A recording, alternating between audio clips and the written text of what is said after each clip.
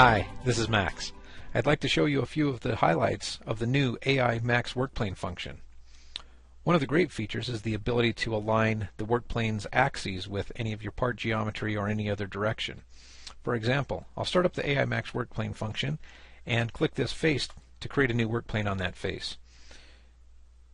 You'll notice that the axes of the workplane do not line up well with these squared geometry features, and that's because the part was created in a different orientation.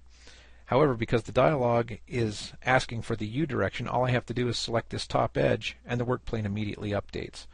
I can now project construction geometry, I can project faces, use real geometry to do that, or I can also add construction crosses. So for example, if I hit a construction cross, I can put one at the center, I can put them out here on these holes on the end, I can put one there, and then say I want to project that top face using real geometry. All I do is click the button and that top face is immediately ready to go. Now we'll change to a different part. Maybe we want to create a workplane on this conical face right here. So we'll select AI Max Workplane, New on Face, and then we'll just select that face and the workplane's immediately projected and it's tangent at the point where I clicked.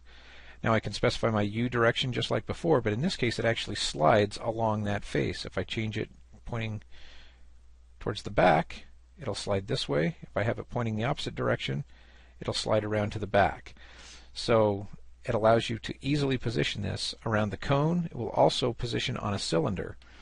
Let's take a look at that. Let's actually put a workplane actually on the axis of this cylinder here. We can see that it's now on there. And we could change those directions just like before, so we can have our U direction, or we could also specify our V direction if we wanted to, and it would rotate the workplane. But we have additional features here where we can say I want to specify my W axis. So maybe I zoom in here and I want my workplane W axis to come out through this hole right here. So I can just hit tab and my workplane is now normal to that hole. I could also pick this hole right here and now my workplane is normal to that.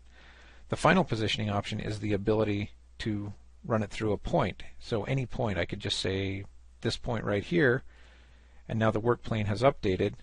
You can see it up there, and I can verify that it is in the right location by turning on a construction cross and actually putting a construction cross at that point, and we can see that the workplane is now going directly through that point.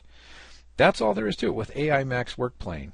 There's a lot more functionality than this. Please check out our other videos or contact AI MAXTools directly and we'd be glad to give you your own demo and you'd be able to try it out for yourself.